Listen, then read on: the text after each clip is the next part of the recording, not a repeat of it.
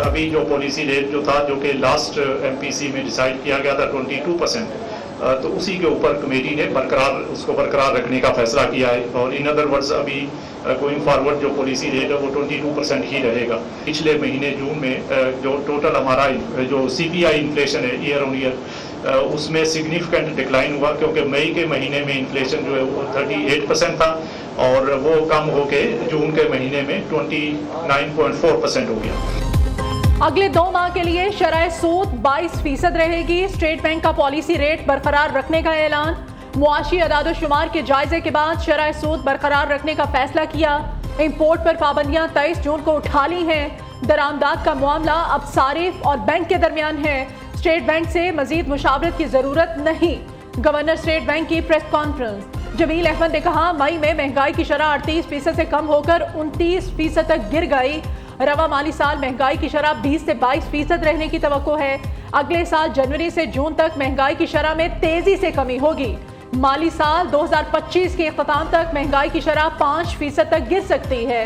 रवा माली साल GDP growth 2 से 3% रहेगी। हुकूमती इक़दामात की वजह से करंट अकाउंट में बेहतरी देखी गई।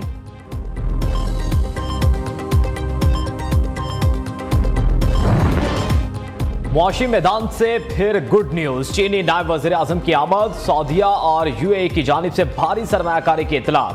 सरमायाकारों का एतमाद बहाल होने लगा। पाकिस्तान स्टॉक मार्केट 2 साल की बुलंद तरीन सतह पर पहुंच गई।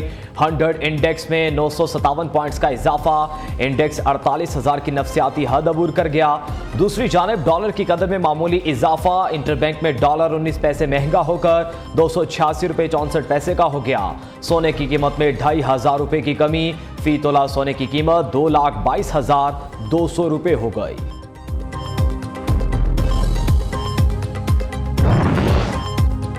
दुनिया के बड़े इक़्तिसादी ममालिक की GDP ग्रोथ नीचे जाने का अंदेशा। IMF ने रिपोर्ट जारी कर दी। पाकिस्तान की GDP ग्रोथ 3% का हिस्सा अबूर कर जाएगी। हुकूमत का दावा, पाकिस्तान की GDP भारत, चीन के बाद तीसरे नंबर पर आने का इम्कान है।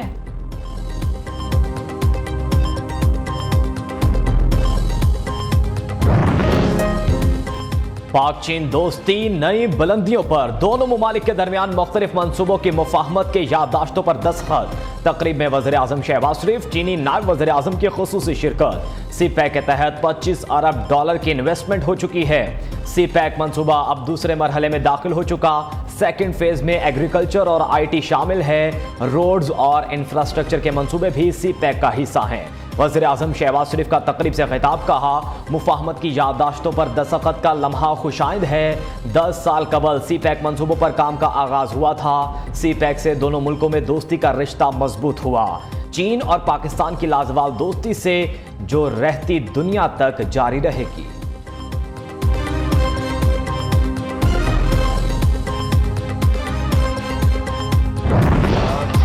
खिदमात का एतराफ़। चीन के नायब वज़ीर आज़म को आला तरीन हिलाल पाकिस्तान के एजाज़ से नवाजा गया। सदर मुमलिकत ने हॉ लीफेंग को हिलाल पाकिस्तान के एजाज़ से नवाजा। पुरवकार तकरीब में वज़ीर आज़म शहबाज शरीफ, चेयरमैन सेनेट, विफाकी वज़रा, आला सिविल और अस्करी हुक्काम की शिरकत। हॉ लीफेंग की वज़ीर आज़म हाउस आमद पर शहबाज शरीफ की जानिब से पुरतपाक इस्तकबाल। विफाकी वज़रा ने फर्दन तारुफ कराया। चीनी प्रीमियर का वज़ीर आज़म शहबाज शरीफ से मुलाकात में CPEC के 10 साल मुकम्मल होने पर इत्मीनान का इजहार। मुअज़्ज़ज़ मेहमान ने चीनी सदर का जज्बा खैर सगाली पर मबनी पैगाम भी पहुँचाया।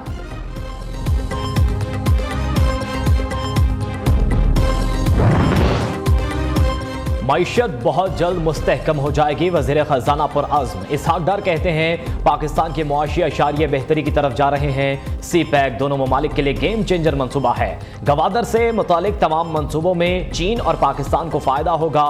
वज़ीर ख़ज़ाना ने इस्लामाबाद में एक बैंक ऑफ चाइना की ब्रांच का इफ्तिताह कर दिया।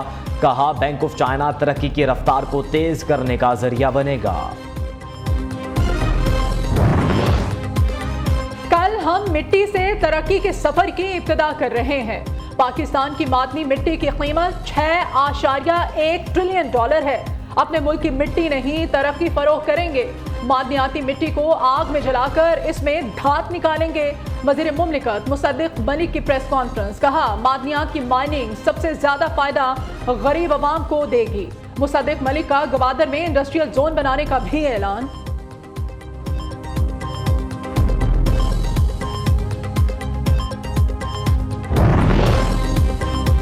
तोशाखाना केस जज हुमायूं दिलावर ने 342 का बयान मुलतवी करने की दरखास्त मुस्तरद कर दी। चेयरमैन पीटीआई को अदालत ने कल ज़ाती हैसियत में तलब कर लिया। ऐसी दरखास्तों का मकसद ट्रायल को ताखीर का शिकार बनाना है। चेयरमैन पीटीआई के वकला का मकसद ताखीरी हरबे इस्तेमाल करना था। चेयरमैन पीटीआई और उनके वकील ख्वाजा हारिस का रवैया सामने आया है।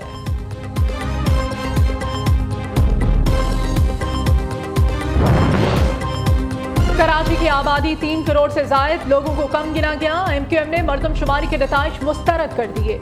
मरदमशुमारी पर कमीशन बनाने का मुतालिबा। खालिद मकबूल सदीकी की दीगर रहनुमाओं के हमरा न्यूज़ कॉन्फ्रेंस। कहा, कराची की आबादी 3 करोड़ से कम कबूल नहीं। शफाफ मरदमशुमारी और शफाफ हल्का बंदियां होनी चाहिए। नई हल्का बंदियों के बाद इलेक्शन होना चाहिए। मजबूर किया गया तो अवामी जिद्दोजहद करेंगे।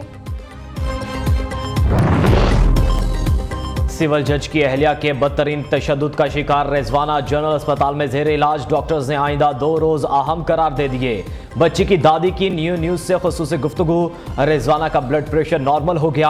हार्ट रेट और ऑक्सीजन का मसला दरपेश। प्रिंसिपल जनरल अस्पताल डॉक्टर अल्फरीद जफर का कहना है, रिजवाना की एक रोज तबीयत ठीक होती है तो दूसरे दिन खराब हो जाती है। वालिदा ने बेटी को जहर देने का दावा कर दिया। उधर वजीर आजम का कई रोज बाद वाक़े का नोटिस। वजीर आला पंजाब से रिपोर्ट तलब कर ली।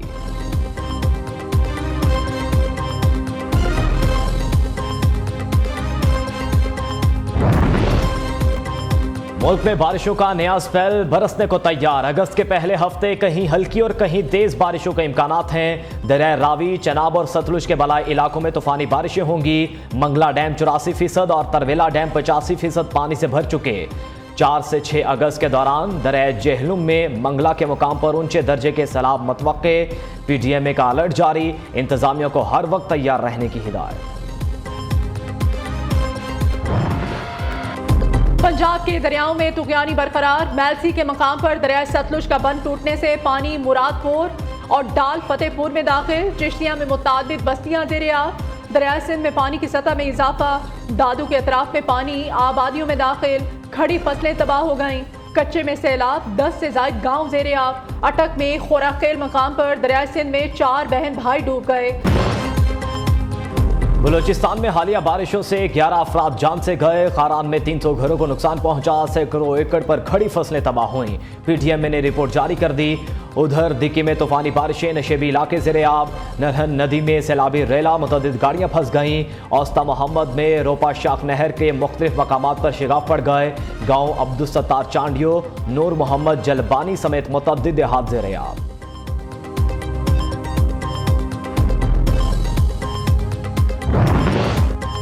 पंजाब के मुख्तलिफ बोर्ड्स ने मैट्रिक के सालाना इम्तिहानात के नताइज का ऐलान कर दिया। लाहौर बोर्ड के मैट्रिक के इम्तिहान में कामयाबी का तनासुब 74.57% रहा। 2,30,000 तलबा में से 1,72,000 कामयाब करार। बहावलपुर बोर्ड में कामयाबी की शरह 82.70%। सरगोधा में 82.83%। साहिवाल बोर्ड में कामयाबी का तनासुब 78। पाकिस्तानी घुड़सवार उस्मान खान ने पेरिस ओलंपिक्स के लिए क्वालिफाई कर लिया। आयरलैंड में होने वाली इको स्ट्रीम मुकाबलों में पाकिस्तानी हॉर्स राइडर की शानदार परफॉर्मेंस। उस्मान ने गुज़श्ता ओलंपिक्स के लिए भी क्वालिफाई किया था। हादसे के बाद मुकाबलों में हिस्सा नहीं ले सकते थे।